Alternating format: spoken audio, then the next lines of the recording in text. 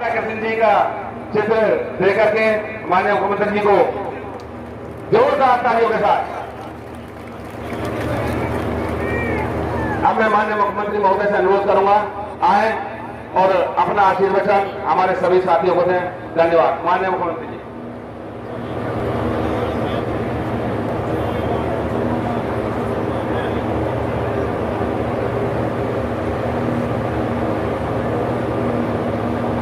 माननीय गुरु अवधूत नाथ जी को कह रहे हैं कि आओ और आप ही अपने लोगों से दो शब्द कहो, लेकिन गुरु जी इतने सीधे और सच्चे हैं कि वो मना कर रहे बोलने से।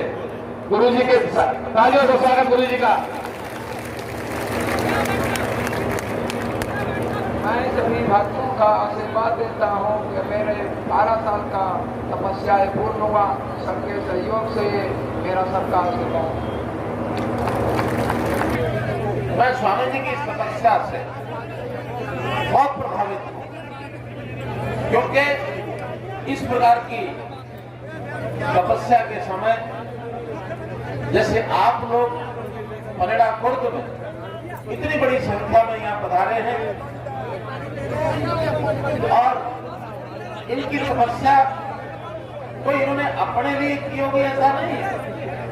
आखिर इस तपस्या का फल निश्चित रूप से जहाँ तक इनका आभा मंडल का क्षेत्र है, प्रभाव है, जहाँ तक इनके नाम की चर्चा है, ऐसे सब इलाके के लोगों के ऊपर इनके फल का इनको लाभ मिलेगा, तो आप भी निश्चित रूप से इनके फल से लाभान्वित होने वाले हैं।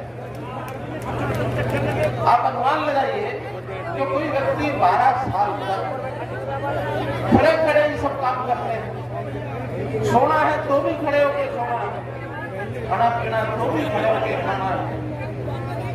हमने जैसे नौजवान यहाँ के 25-30 साल के भी हो, मान लो किसी कारण से उनको 2 घंटे 3 घंटे खड़े होकर के कहीं इंतजार करने पड़ जाए तो टांगों में दर्द होने लग जाता है।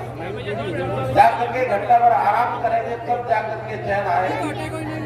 लेकिन कोई व्यक्ति 12 वर्ष तक खड़ा रहे, कल्पना करना मुश्किल है। तो ये तपस्या जो होती है, ये तप जो होता है, ये अग्नि के समान है। इस नाते से इस यज्ञ की तपस्या की यज्ञ है। इस यज्ञ के अंदर बुराइयां छोड़े। सामान्य व्यक्ति में भी काम, क्रोध, लोभ को इस प्रकार की 4 चीजें रहती हैं। अगर हम संकल्प लें कि उनसे दूर रहेंगे, इनको आज के यज्ञ की आहुति में डालने के लिए अवसर मान करके आगे हम छोड़ कर जाएंगे, तो हमारा जीवन पावन, निर्मल, पवित्र जीवन हो जाएगा। सारे चक्कर काटना पड़ेगा। जब पावन, निर्मल, पवित्र जीवन होता है तो आधी से ज्यादा बीमारियां, बुराइयां अपने आप खत्म हो जाती हैं। आज हम देखते हैं, अगर हम कचहरियों के, कोर्ट के चक्कर काटते हैं, पुलिस स्टेशन जाते हैं, उनमें मुकदमे झेलते हैं, आधे मुकदमे लड़ाई झगड़े के पड़ोसी से पड़ोसी का, भाई से भाई का, पति से पत्नी का, पिता से पुत्र का। और ये झगड़े कारण नहीं होते झगड़ों के, कोई मन को समझाने की बात है। ये जो लोभ है, इस लोभ में ये 2 एकड़ जमीन है, इसमें से 1-1 एकड़ बटनी है, तो कहीं वो जो दौड़ होती है जिसको हम मेड़ कहते हैं, वो अगर 1 फुट इधर से उधर हो गई, उससे इधर झगड़ा खड़ा हो। और नहीं भी हुई, ठीक भी बटी हुई है, मन में एक शंका हो गई, नहीं ये दौड़ तो मेरी तरफ नहीं, मेरी तरफ ज्यादा आ गई है, मेरी जमीन कम कर दी है, जाके कोर्ट कचहरी में खड़े हो जाएंगे।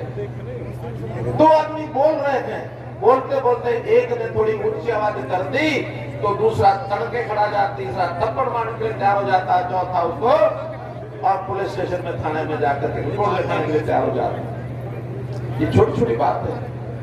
आदमी को लोभ तंग करता है, आदमी को क्रोध तंग करता है, ईर्ष्या पैदा करता है। तो इस प्रकार की सारी चीजों को अगर हम संतों के चरणों में बैठने के विचार करेंगे तो जीवन में शुद्धता आती है। और ये संतों का बहुत बड़ा रोल है अपने देश में, समाज में। संतों ने देश को जागरण करने के लिए आदिकाल से बहुत बड़े बड़े काम किए हैं। अब देखते हैं, आदि गुरु शंकराचार्य जी ने देश भर का भ्रमण किया, और देश के 4 अलग अलग कोनों में 4 मठ स्थापित किए। इस प्रकार की स्थापना, शक्ति केंद्र स्थापित किए कि लोग वहां जाकर के इकट्ठे होंगे, आपस में विचार विमर्श करेंगे, प्रवचन होंगे, संतों के सानिध्य में जाएंगे, एक संस्कारमयी वातावरण बनेगा। स्वामी दयानंद ने किस प्रकार से सारे देश पर घूम करके आर्य समाज के माध्यम से सारे देश के अंदर महिला शिक्षा को कितना बड़ा स्थान दिया, समाज में कुरीतियां कैसे खत्म हो, मद निषेध इसकी प्रति वकालत की कि कोई भी इस प्रकार से नशा न करे, ये बहुत बड़ी समाज को देन है। स्वामी विवेकानंद उन्होंने पूरे देश में जाकर किस प्रकार से गरीब समाज इसका उत्थान किया जाए, उन्होंने कहा कि आप कुछ सालों के लिए सभी देवी देवताओं के पास जाने के बजाय मन में धारण कर लो, ये जो समाज है, ये समाज मेरा देवी देवता का स्वरूप है, इसकी पूजा करो, कल्याण हो जाएगा। गुरु गोरखनाथ जी भी सारे देश भर में जो उन्होंने गोरक्षा का संदेश दिया, हमारी आस्थाओं को बचाया, जिसके नाथ संप्रदाय के माध्यम से आज बाबा बालकनाथ जी और हमारे महंत जी जिन्होंने आज अपनी तपस्या पूरी की है, उसी संप्रदाय से संबंध रखते हैं। इन्होंने समाज के अंदर ऐसे संस्कारों को जन्म देने के लिए कितने काम किए, देश की आजादी के लिए कितने लोग लड़ाई लड़ गए। गुरु नानक देव जी से लेकर के गुरु गोविंद सिंह जी तक, गुरु तेग बहादुर जी का भी 400 साल आपने मनाया। इस देश में मुगलों के अत्याचारों से लड़ाई लड़ने के लिए गुरु तेग बहादुर जी ने अपने आप को शहीद कर दिया। गुरु गोविंद सिंह जी के 4 बच्चे कुछ न्यौछावर हो गए। और ऐसे सन्यासियों के कितने बड़े बड़े ऐसे विषय, कभी किसी ने घर छोड़ करके सन्यास लेके देश में जाकर किया, किसी ने अपना परिवार छोड़ करके किया, ऐसे बहुत से उदाहरण मिलते हैं। अंतर नाम से स्वामी विवेकानंद जी ने सारे देश में घूम करके काम किया। राहुल नाम का बालक जो बाद में गौतम बुद्ध कहलाता है, उस सारे देश में किस प्रकार से धार्मिक मान्यताओं को आगे बढ़ाता है। तो ये संतों के माध्यम से अपना जीवन, अपना समाज, ये इसको प्रेरणा मिलती है। आज अगर हमारे देश की कोई चिंता करने वाले हैं तो ये संत महात्मा बिना किसी स्वार्थ के सारे देश में भ्रमण करते हैं, उनके द्वारा ये सब होता है।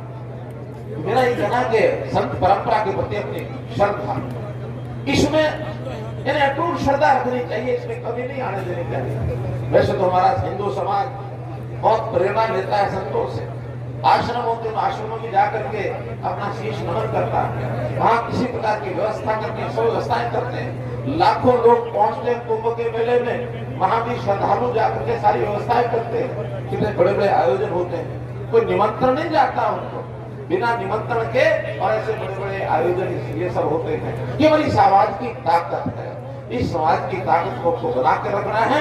इस पर कोई अगर चोट पहुंचाता है उसके प्रति डट करके खड़े हो जाना है। हमारी संत परंपरा के सिस्टम पर चोट कोई नहीं पहुंचाएगा, हम डट करके मुकाबले में खड़े होंगे। हम इस संस्कृति को बचाने के लिए, विचार को बचाने के लिए हमेशा अग्रिम पंक्ति में खड़े रहेंगे।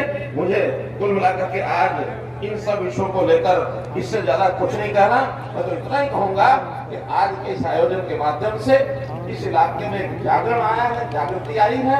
और हमारे नयनपाल जी कह रहे थे कि आज कोई मांग हमने मांगी नहीं है, फिर कभी मैं रैली लूंगा उसमें मांग सामने रखूंगा।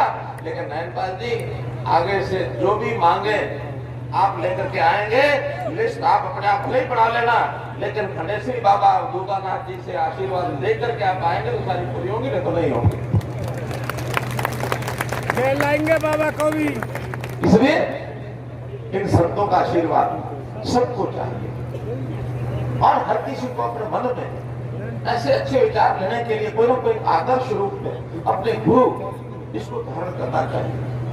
कहते गुरु का बहुत बड़ा स्थान होता है जीवन के अंदर, गुरु के प्रति इतना सम्मान।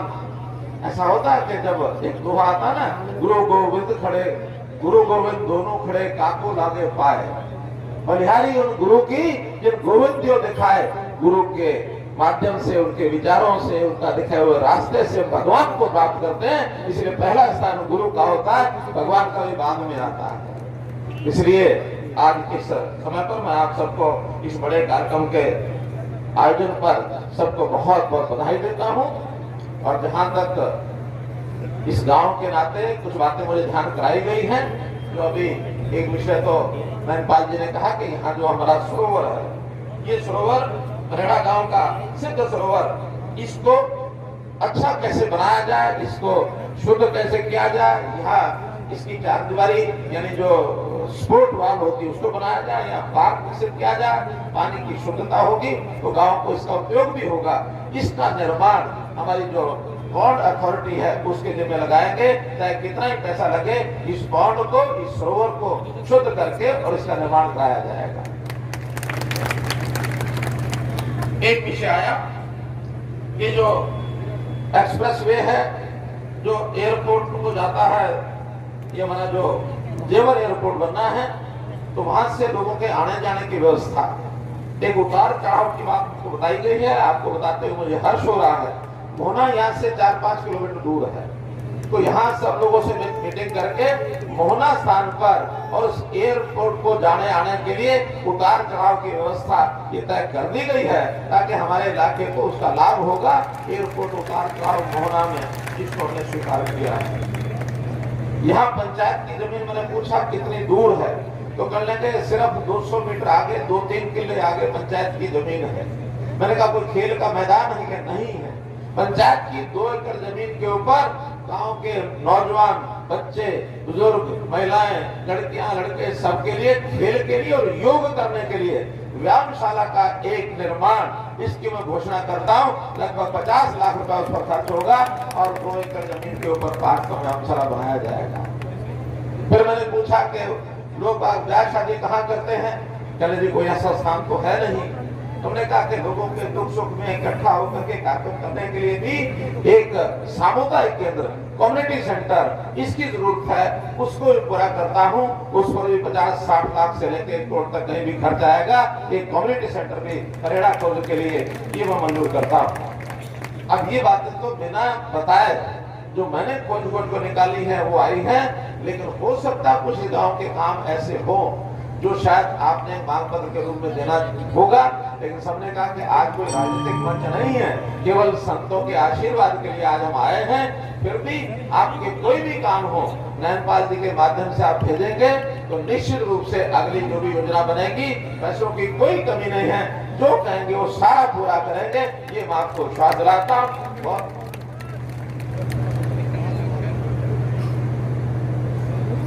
तो बहुत बहुत आपका धन्यवाद। और इस प्रकार से कोई भी काम होगा उसके लिए हम करने के लिए हमेशा तैयार हैं। धन्यवाद।